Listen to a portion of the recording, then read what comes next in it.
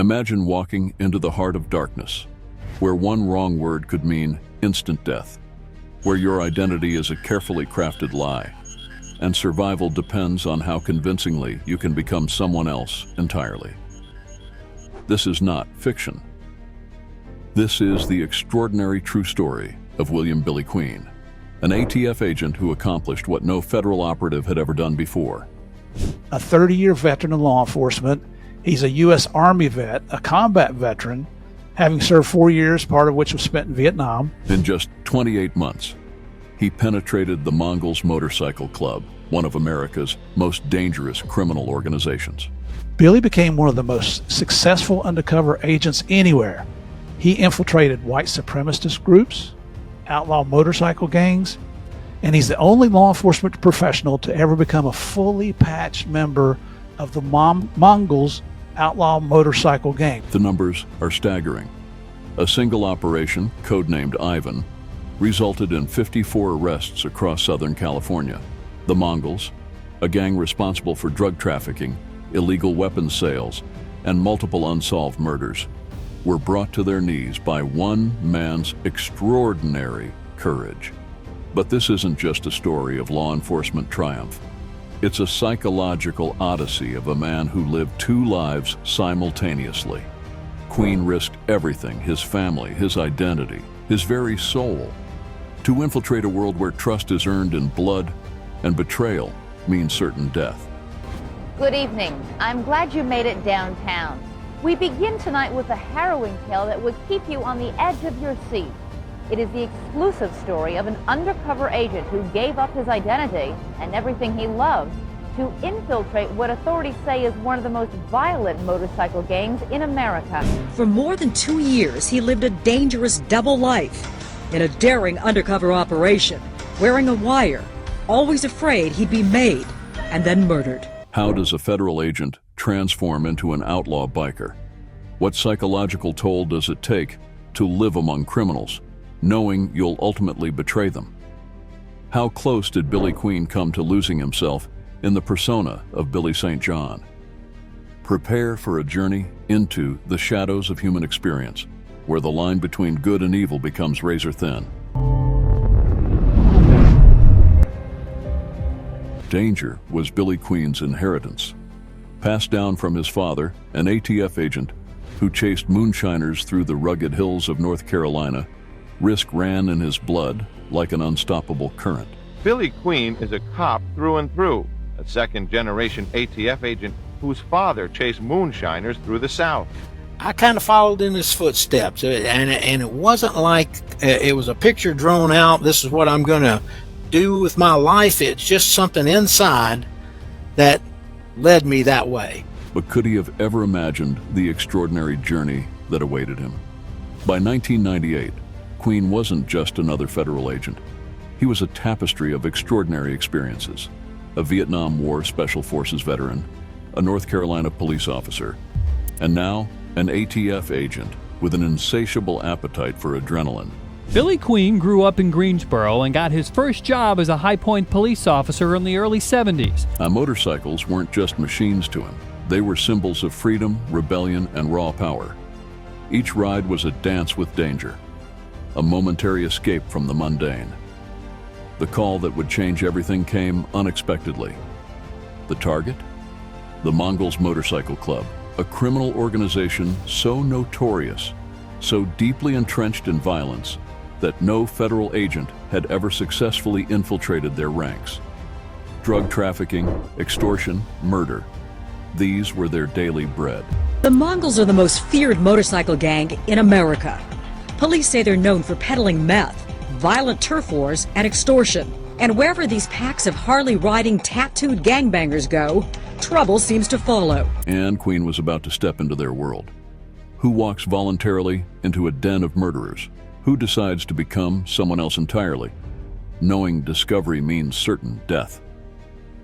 Fear wasn't absent for Queen, it was a constant companion.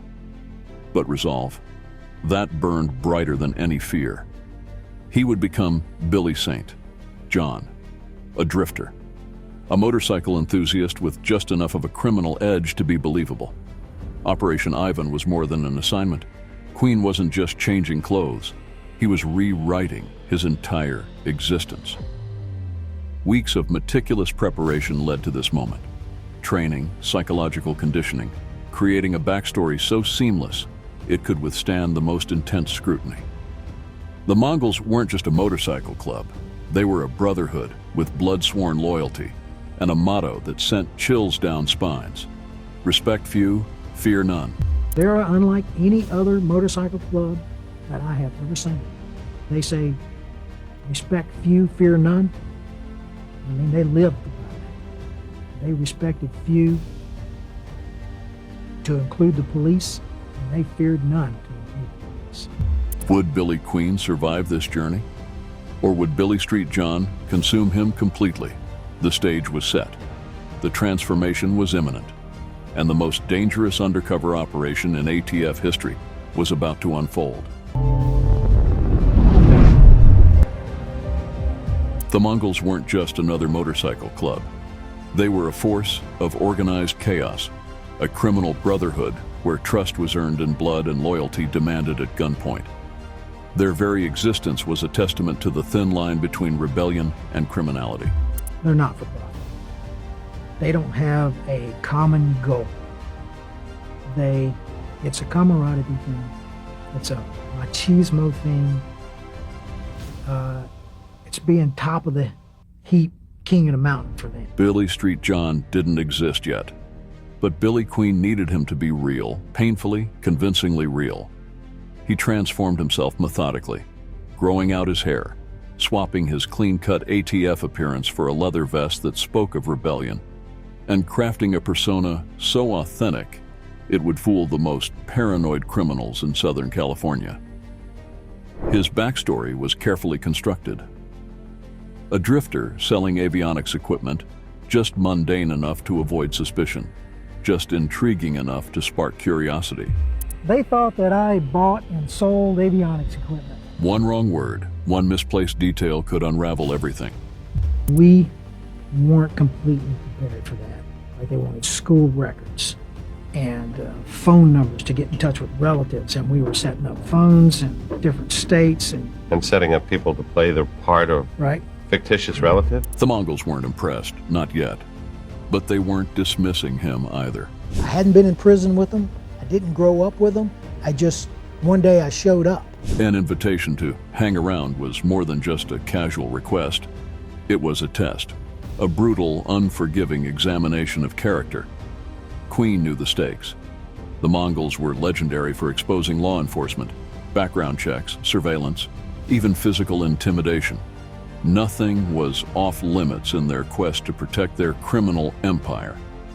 Weeks became a delicate dance of survival. But who was Billy really? An agent risking everything? A man walking a razor's edge between two identities? Or something else entirely? The journey was just beginning, and the line between Billy Queen and Billy St. John was growing dangerously blurred. The Mongols' world was a labyrinth of darkness. Each step deeper meant more than just survival. It was a descent into a criminal ecosystem where violence was currency and loyalty came with a blood oath. Billy Queen's transformation into Billy St. John accelerated when he became an official hangaround. This is ATF agent Billy Queen, but these menacing-looking bikers know him as Billy St. John, one of their own, a trusted member of the Mongols. This wasn't just a title. It was a probationary state where every action was scrutinized. Every word weighed like potential evidence. Failure wasn't an option. Month after month, Queen played a masterful long game. Parties, errands, silent observations, he became a ghost who was somehow everywhere and nowhere. The Mongols didn't just watch him, they interrogated his existence with every glance, every interaction. Then came the pivotal moment. Domingo, the San Fernando Valley chapter's president, tossed him a black vest with a California rocker and told him to put it on. In that instant, Queen wasn't just observing the club. He was becoming part of its DNA. Billy earned the Mongols' trust by brawling, drinking, and riding with them. They were so comfortable with him, they didn't even mind him shooting them on video. Prospecting was brutal. Servitude defined his existence. Cleaning bikes, handling disputes, running endless errands. Queen did everything demanded of him. From wiping tables to potentially getting his hands bloody, no task was too small or too dangerous. But Queen was gathering intelligence with every mundane task. He learned their drug deal codes, mapped out their stash houses, identified members with connections to larger criminal networks. Each piece of information was a potential weapon against the organization. The tests were constant and terrifying. Long rides to remote locations, target practice in desolate orange groves. Surrounded by armed men, Queen would face interrogations designed to expose any hint of law enforcement background. One memorable moment came when the club's sergeant-at-arms asked pointedly about his police academy experience. Tension hung like thick smoke. Then a chuckle. They made a semicircle around me, and Red Dog came up to me and got in my face, and he said, "Okay, Billy, how long was your academy?" And I looked at him and tried to shake him off and stuff. "Hey, what are you talking about, Red Dog?" And he kept getting louder, like, "Tell us how long your academy was, Billy." And I kept trying to shake him out. "Why are you doing this, Red Dog? Why are you doing this? You know, what academy? You know, how long was your police academy, Billy?" I'm like, "What are you talking about? I ain't no cop." So I walked out in the field and just waited to see for the bullets to start hitting. I turned around and looked, and they're all in a little circle laughing and stuff. But man, that kind of stuff just ate me alive. Another test passed, barely. Weeks transformed into months. Queen's commitment earned respect, and he eventually rose to chapter secretary-treasurer, a role giving him unprecedented access to the club's financial operations and criminal infrastructure. But the climb came at a profound personal cost. Queen found himself laughing with men he knew he would ultimately betray, making friends who would call him brother until the moment they learned the truth. The deeper he went, the more he wondered, could he ever truly return to his old life? Or had Billy Street John become more real than Billy Queen?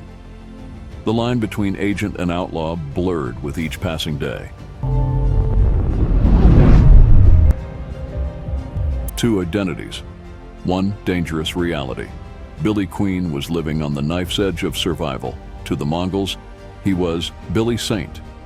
John, a brother who drank hard, rode harder, and embodied the club's savage lifestyle. To himself, he remained ATF Special Agent Billy Queen, meticulously documenting every criminal detail. As he gained acceptance by the Mongols, Billy says he began to make his case, gathering information on gang members' sales of drugs and guns, and learning the names of Mongols allegedly involved in unsolved murders, and receiving coded messages on his beeper from the gang's own alert system. But the boundaries between these personas were disintegrating with each passing moment. Paranoia became his constant companion. One wrong move could mean instant death. He recalled moments of absolute terror, like when another Mongol confronted him about discrepancies in his motorcycle license records. The violence wasn't an occasional occurrence. It was a breathing, living entity. Queen found himself in situations where hesitation meant certain exposure. A coded 66 message could signal imminent confrontation with rival clubs, forcing him to ride alongside men who would kill him without hesitation if his true identity were revealed. We got a 66 that was like, come right away, come locked and loaded. We're about to do something ugly. Internal club conflicts were equally volatile. Fights could erupt over the slightest provocation, a drunken argument, an unspoken grudge. Queen once faced a knife-wielding Mongol in a rage-fueled encounter, the blade coming within inches of his chest before the chapter sergeant-at-arms intervened. And he swiped this knife across my jacket in the front, and he came after me with everything that he was worth, swinging this knife at me. And he backed me all the way out into the parking lot really quick. He's not trying to cut you. He's not trying to cut me. He's trying to run that knife through me. So at that point, I hollered for the chapter sergeant-at-arms to shoot him. And he would have actually been saving my life. And he hollers at him. And the guy looks at him and he stops. But the moral compromises cut deeper than physical threats. The Mongols' treatment of women was particularly devastating. Women were treated as property, branded with tattoos declaring ownership. If you were that female, you'd do whatever any Mongol wanted you to do. Queen witnessed acts of abuse that haunted him, including one horrific incident where he had to sew up a woman's split lip after a brutal beating. They had murdered people, they had raped women, they had extorted money from people, they had beaten people nearly to death. His personal life suffered immeasurably. 2 children who barely recognized him. Rare school event appearances where his own kids hesitated to acknowledge him as their father. His appearance, long hair, scruffy beard, leather vest, was a constant reminder of the life he'd been forced to inhabit. My kids didn't want to go up to anybody and say, that's my dad. I gave up in 2 years and 2 months, almost every holiday, all my weekends, the baseball games, the soccer games, I gave it all. As months stretched into years, Queen's sense of self began to fragment. During downtime, he found himself reaching out to Mongols instead of his ATF colleagues. The lines between his true identity and his undercover persona were dissolving. It got confusing, he admitted. I wasn't sure who I was anymore. Sure. I had gotten to the point after a certain period of time where I had downtime. And rather than call up ATF agents and say, let's go drink a beer or cook a hamburger, I found myself getting on a bike and riding up and hooking up with Mongols and running with them. It was getting confusing. The danger, the violence, the constant lies. It all felt like a noose tightening around his neck. But what helped me more than anything was a guy named Steve Martin. Steve had ridden, and I hope I get this right, in Florida with the warlords down there. And he did an outstanding job. He actually came to see me once when I had been undercover with the Mongols for more than a year. He stopped in because I know ATF sent him to make sure that my head was still screwed on straight. Yet he pressed forward, gathering evidence that would ultimately bring the Mongols to their knees. Who was the real Billy? The federal agent or the outlaw biker? Perhaps he was both. Perhaps he was neither. Survival was no longer just a mission. It was his only reality. The moment of truth arrived after 28 grueling months. Billy Queen had become more than an observer. He was a trusted insider with explosive information that could demolish the Mongols' criminal empire. Operation Ivan was ready to detonate. Queen's documentation was comprehensive. Drug trafficking routes, illegal weapon sales, extortion networks, and connections to unsolved murders. Every drunken conversation, every illegal transaction had been carefully preserved in his mental archive. Dawn broke cold and mercilessly on the day of the takedown. Hundreds of ATF agents and local law enforcement descended like a coordinated storm across Southern California. From Los Angeles to San Diego, they executed a surgical strike that would become legendary in law enforcement circles. The numbers were staggering. 54 arrests in a single day. Search warrants executed with military precision. Clubhouses, homes, and secret hideouts were systematically raided, their criminal infrastructure crumbling under the weight of Queen's meticulous intelligence gathering.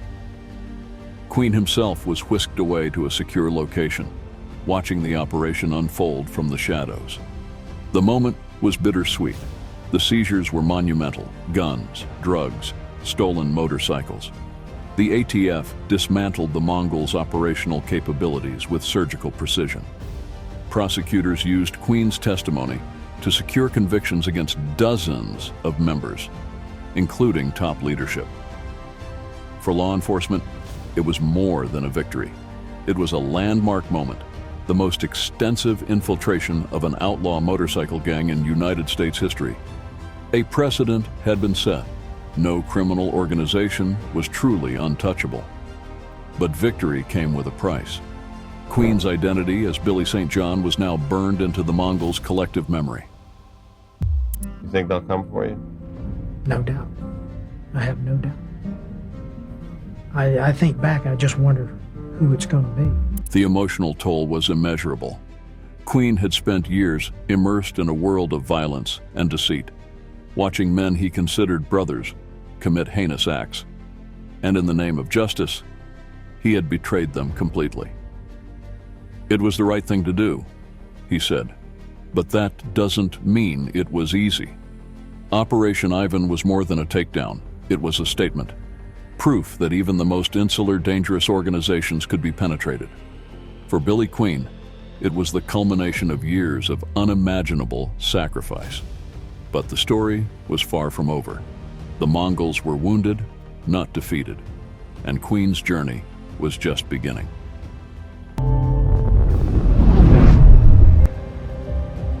Victorious? Hardly. Exposed? Absolutely. Billy Queen felt like a ghost trapped between two worlds. I met the man who called himself Billy St. John in a fancy hotel bar out in California. It was the night he'd come off his longest undercover operation. I remember he looked strangely out of place there, his long hair and his leather jacket. I also remember he had that look. I'd seen it in the faces of other agents who'd gone deep undercover. He looked tired, like he couldn't believe it was finally over. The aftermath of Operation Ivan was nothing like the Hollywood heroic endings. Placed in a safe house, under a new identity, Queen understood that every step outside was a calculated risk. Because I had to hide out for years after that operation was over with. And the only thing that really helped me was Steve Martin. He came to see me again. And we spent a couple, 3 days together. The Mongols weren't just a defeated gang. They were a brotherhood with long memories and an appetite for revenge.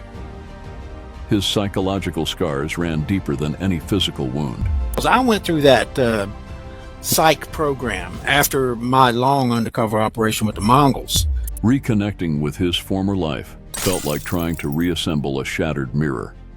His children, distant and uncertain, barely recognized the rough-edged man who had been absent for years. Long hair, visible scars, and a hardened demeanor made him a stranger in his own home. Writing became his unexpected salvation. Under and Alone, his memoir, wasn't just a book, it was therapy. Each page peeled back the layers of his extraordinary undercover journey, revealing the moral complexities and personal sacrifices of law enforcement's most dangerous assignment. The book was more than a success. It was a sensation. Hollywood took notice, seeing in Queen's story a narrative that transcended typical cop narratives. But Queen wasn't seeking fame. He was seeking understanding. Legal battles emerged like unexpected aftershocks. Defense attorneys challenged his testimony, claiming entrapment and questioning the ethics of his infiltration. Agent Queen is living in a safe house, staying out of sight, using a new identity. And it is far from over. Some of those charged have pled guilty, and one has been acquitted.